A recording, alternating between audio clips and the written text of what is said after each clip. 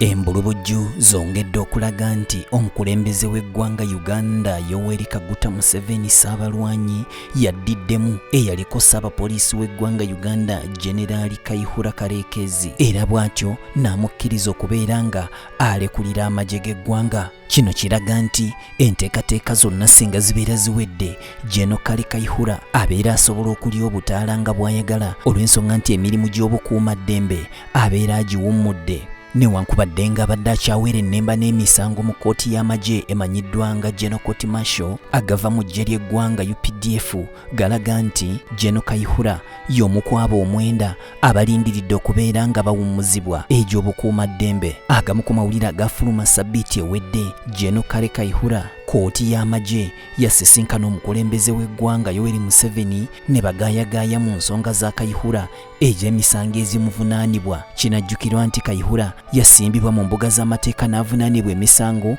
egy'okulagajjalira entereka y'ebyokulwanyisa wamu n'okulemererwa okubeera nga asupervisinga abasirikale be. Kayihura yakwatibwa mu mwaka gwa 2020 n'asooka ateekebwako mu nkomyo wabula oluvannyuma ne yeeyimirirwa ku kakalu ka kkooti era abadde alya butaala naye nga takkirizibwa kutambula. Kigambibwa nti baatuuse ku nzikiriziganya nti emisango egyavunaanibwa Kale Kayihura gimuggibweko olwo n'alyoka awummula emirembe ng'alekulidde emirimu gy'obukuumaddembe. Bangi nnyo muwulira Edward Kayihura naye abasinga obungi baamulabira mu poliisi tebamutegeera.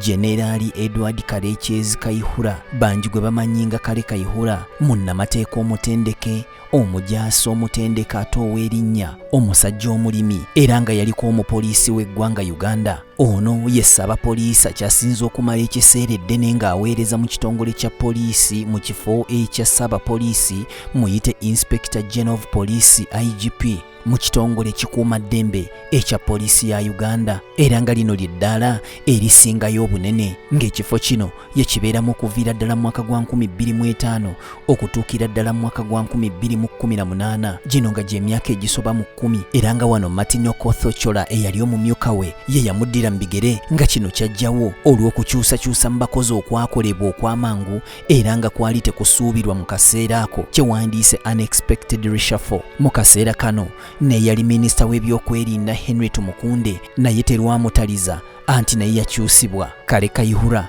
yazaalibwa mu disitulikiti ey'Ekisoro mu bugwanjuba bw'eggwanga Uganda ng'ennaku z'omwezi 26 omwezi ogwa Desemba 1955 era Uganda efuna obwetwaze nga Kayihura atemya bukofu anti yali aweze emyaka 7. Ono naye yalina abazadde ng'abaana abalala anti yalina kitaawe Johnson Komulanje Kalekyezi era ng'ono y'omu ku basajja abaalwana ennyo olutalo okulaba nga amawanga ga Afrika gafuna obwetwaze era nga bw'etyo Uganda yasobola okufuna obwetwaze bwayo nga 9 Oktoba 1962. Kale wano taata wa Kayihura alinako omugabo ku bwetwaze buno. Kitaawe yafiira mu nnyonyi mu kitundu kya Kivu mu ggwanga lya Ukraine ng'ennaku z'omwezi 17 Agusto 1960 era nga wano Kayihura yayina emyaka 4 gyokka, bw'atyo teyafuna ku ssanyu lya taata era nga maama we yamukuza omukyala Catherine Mukarwamo. Abamu bwe balaba abali mu bitongole ebikuumaddembe balowooza tebaasoma. Kayihura yatandika emisomo gye mu Gasiza Primary School erisangibwa Ekisoro wabula oluvannyuma n'atwalibwa mu Buhinga Primary School mu disitulikiti ey'e Kabalole, bw'atyo ne yeeyongerayo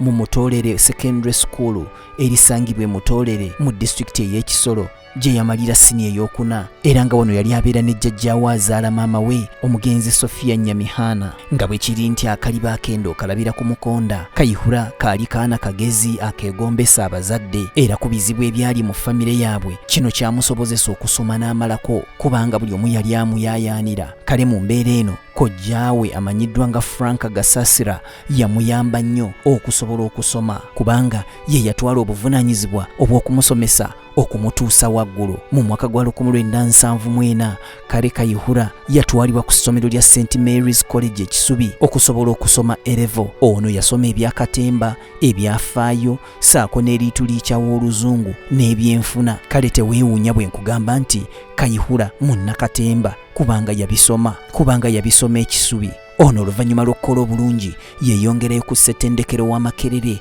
gye yakolera diguli ye esooka mu mateeka. bw'atyo n'atikkirwa mu mwaka gwa 1978 ne yeeyongerayo mu ggwanga lya Bungereza mu ssettendekero amanyiddwa nga London School of Economics, bw'atyo n'atikkirwa diguli ye ey'okubiri mu mateeka mu mwaka gwa 1982 ng'aweza emyaka 26 gyokka egy'obuto. Ono gw'olaba ayise mu matendekero mangi nnyo ssaako ne zikoosi mu by'ekinnamagye. Omwali eyemanyiddwa nga the Army Command Course gye yasomera mu Army Commander College mu Nanjing mu ggwanga erya China. Yasoma koosi emanyiddwa nga the Combined Arms Course, the Brigade Battalion Commanders Course, the Conflict Resolution and Management Course.